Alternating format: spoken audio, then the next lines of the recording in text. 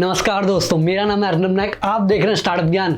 और इस हफ्ते तो यार इंडिया में जोमेटो की कंट्रोवर्सी चल रही है, पर आईपीओ एक के बाद एक हो ही जा रहा है। दूसरी तरफ एलन मस्क वहाँ मार्स के लिए काफ़ी सीरियस हो चुके हैं। और हाँ यार, फंडिंग न्यूज़ में आप इस बार चौंक जाएंगे कि कैसे दो भाई कॉलेज ड्रॉप आउट करके उन्होंने दुनिया की सेकंड मोस्ट वैल्यूएबल स्टार्टअप बन गई। और जब आप उनका नेटवर्थ सुनेंगे ना, सही में आपका दिमाग घूम जाएगा। तो वीडियो को आखिर तक देखना और हम जल्दी से इस हफ्ते की स्टार्टअप बिजनेस फंडिंग न्यूज़ शुरू करते हैं।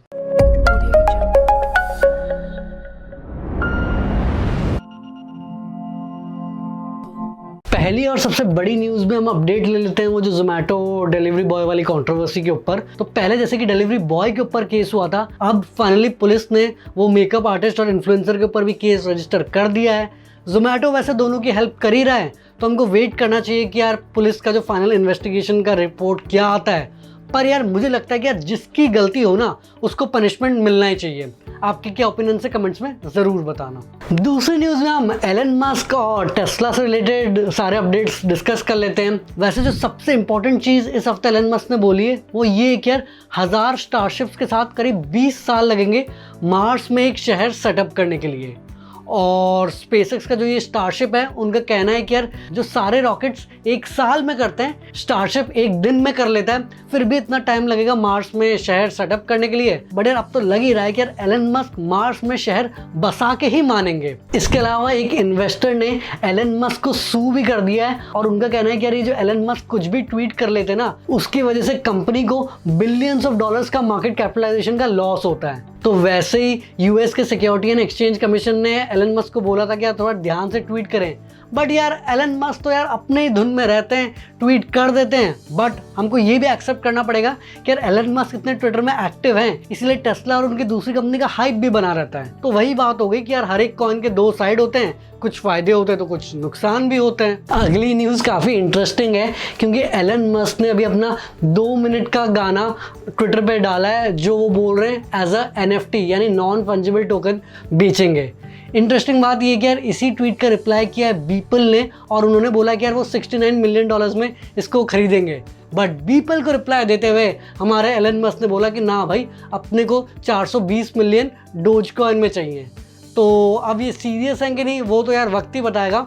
बट एलन मस्क अपना सही मस्ती मार रहे हैं ट्विटर पे। बट लग रहा है कि यार शायद non fungible tokens next big thing होने वाले हैं। अगली न्यूज़ है कि यार अभी 2 दिन तक बैंक एम्प्लॉयज़ स्ट्राइक पे हैं क्योंकि उनका कहना है कि यार Indian government 2 public sector bank को प्राइवेटाइज कर रही है।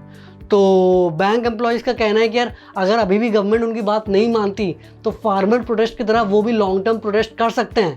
बट गवर्नमेंट का कहना है कि यार वो सारे पब्लिक बैंक्स को प्राइवेटाइज नहीं करने वाले हैं, कुछ ही बैंक्स प्राइवेटाइज होंगी। और अब देखना पड़ेगा कि यार ये बैंक एम्प्लॉयज़ अपना स्ट्राइक बंद करते हैं कि नहीं। वैसे आपके क्या ओपिनियंस है, क्या बैंक्स प्राइवेटाइज होने चाहिए या नहीं होने चाहिए?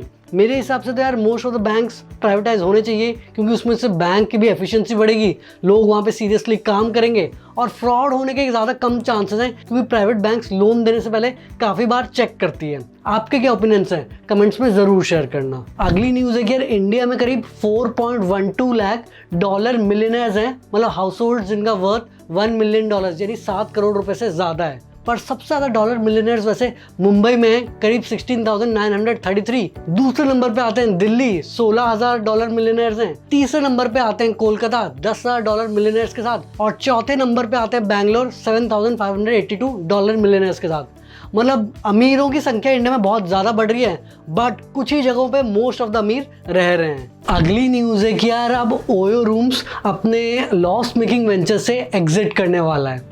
तो अभी एक न्यूज़ के मुताबिक ओयो रूम शायद अपना जो को लिविंग का वेंचर था ओयो लाइफ, उसमें से एग्जिट वो ले रहा है क्योंकि उनके लॉसेस काफ़ी ज़्यादा हो गए हैं। और वैसे तो यार अगर आपने मेरी पिछली स्टार्टअप न्यूज़ देखी होगी, मैंने आपको बताया था कि यार उनको $200 मिलियन का लोन मिला है सॉफ्ट बैंक से। बट पैंडमिक की वजह से उनको काफ़ी ज़्यादा नुकसान हुआ है। और अब क्योंकि लोग मोस्टली वर्क फ्रॉम होम कर रहे हैं तो शायद को लिविंग स्पेस का उतना डिमांड बढ़ेगा नहीं, तो इसीलिए ओयो एग्जिट ले रहा है इन वेंचर से। तो तो होपफुली ओयो बहुत जल्दी इस डिफिकल्ट सिचुएशन से आ पाएगा और आगे जाके और ग्रो करेगा। अगली अपडेट ये है कि यार इस हफ्ते 5 IPOs होने वाले हैं।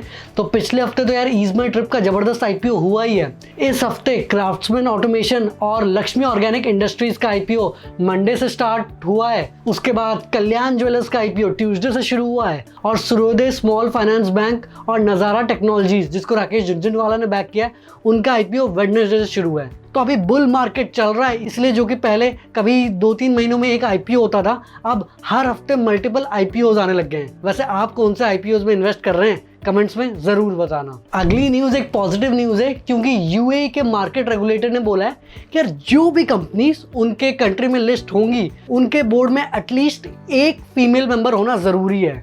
तो ये उनका कहना है, इससे ज्यादा वुमेन एम्पावरमेंट होगी। बट मेरे हिसाब से किसी कंपनी को फोर्स ना करके उल्टा जो कंपनीज अपने बोर्ड में फीमेल मेंबर्स को रखती है, उनको कुछ अलग एडवांटेजेस प्रोवाइड करने चाहिए।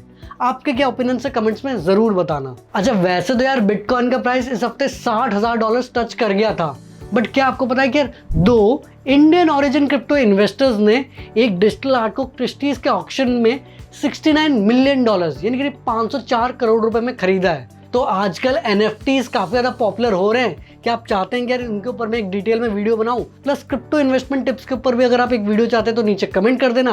और अब बढ़ते हैं फंडिंग न्यूज की ओर, जानते हैं कि यार किस स्टार्टअप को कितने $1 मिलियन की फंडिंग मिली है इस हफ्ते। पहली और सबसे बड़ी फंडिंग न्यूज है कि US की फिनटेक स्टार्टअप स्ट्राइप ने $600 मिलियन की फंडिंग रेज कर ली है और अब उनका वैल्यूएशन $95 बिलियन हो चुका है। तो अब स्ट्राइप दुनिया की सेकंड मोस्ट वैल्यूएबल स्टार्टअप बन गई है, चाइना की बाइटडांस के बाद, जिनका वैल्यूएशन करीब $140 बिलियन है।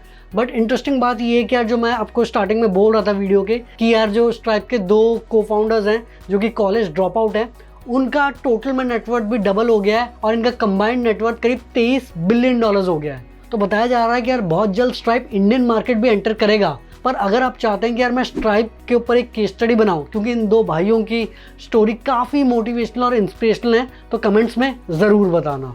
दूसरी फंडिंग न्यूज़ है कि यार US और इंडिया बेस्ड SaaS स्टार्टअप इसेटस ने अपने सीरीज F राउंड में $80 मिलियन की फंडिंग रेज कर ली है और अब उनका वैल्यूएशन ट्रिपल होके करीब $2.8 बिलियन हो गया है।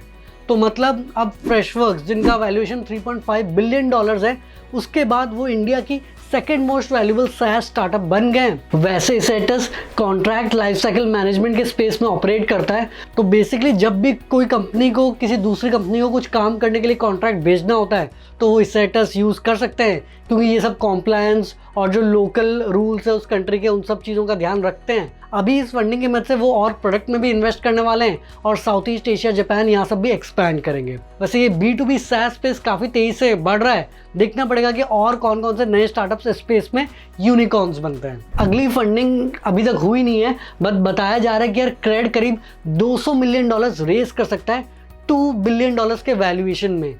तो क्रेड ने अभी जो कुछ ही महीनों पहले $81 मिलियन का अपना सीरीज C राउंड क्लोज किया था, अब वो फिर से फंडिंग रेज कर रहे हैं।